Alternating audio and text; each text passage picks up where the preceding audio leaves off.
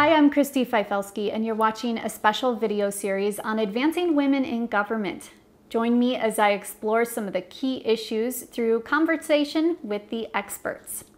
For this video, I wanted to get the real story on women leadership at the local government level, and I think I found the perfect person to ask.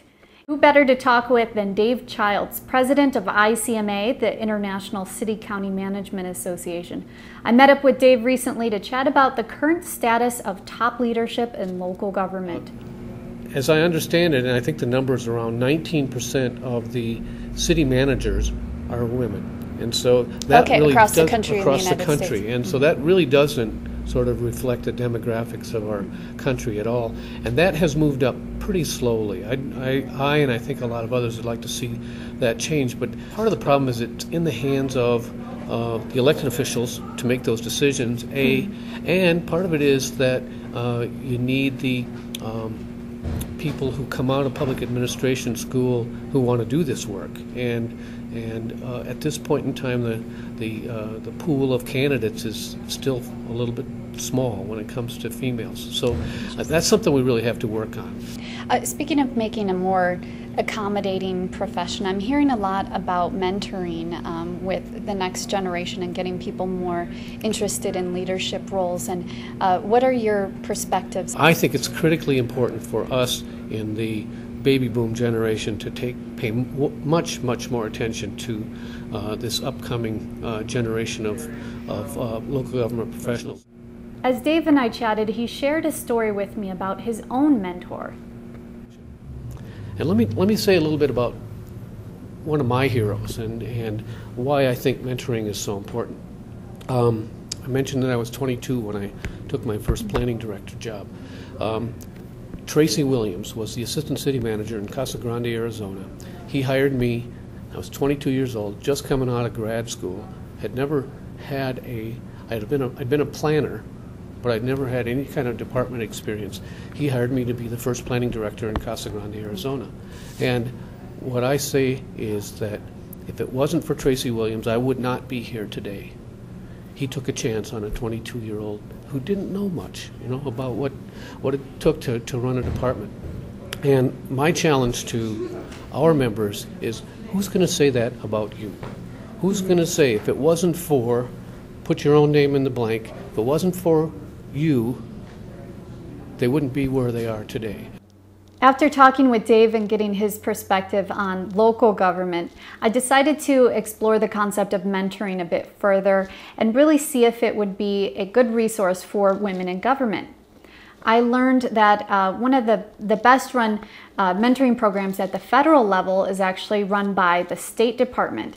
And many of those programs were created by Sue Beffel, who works for the State Department. Very interesting lady. I had a great conversation with her recently. I caught up with her via Skype, and she was telling me that although the majority of participants in her mentoring programs are women, she said that mentoring programs are really great for everyone. She also gave me some really practical advice on how women can be successful in government. Take a listen. The first step, you have to really do well at your niche. Wherever you are, the bloom where you're planted, find what you do well and do an outstanding job. Second, be seen to do that. And that involves all the networking, the outreach, the publicity, if you will, so that people know. And important people know that you're doing a really good job. And part 3 is make sure that your values and the values of the organization, the job you're doing, are connected. Because that's where you're going to get your motivation to keep going and keep moving forward. Susan says that with those 3 pieces, doing a good job, being seen doing it, most importantly, really believing in what you're doing, she says that you will move ahead. I had a great conversation recently with Rachel Pemble-Falhart. She's a program manager over at the National Institutes of Health and their mentoring program. She was telling me about the real value in mentoring programs. Listen to what she has to say.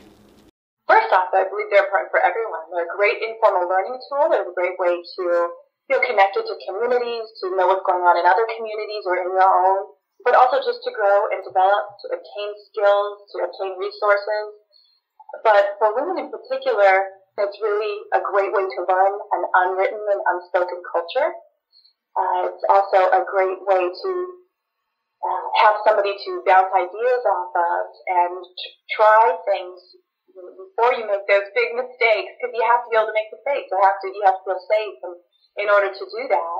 So it's a great way to feel heard and to just have someone to help give you ideas and share resources and point you in the right direction. Now that's a look at a couple of federal government mentoring programs. Now make sure to ask your supervisor if any mentoring opportunities exist within your agency. And if you're a local Govy like me, you might want to keep an eye on GovLoop's new mentoring program. Now that one is open to any level of government. All right, join us next time as we continue to explore advancing women in government. I'm Fifelski. Thanks for watching.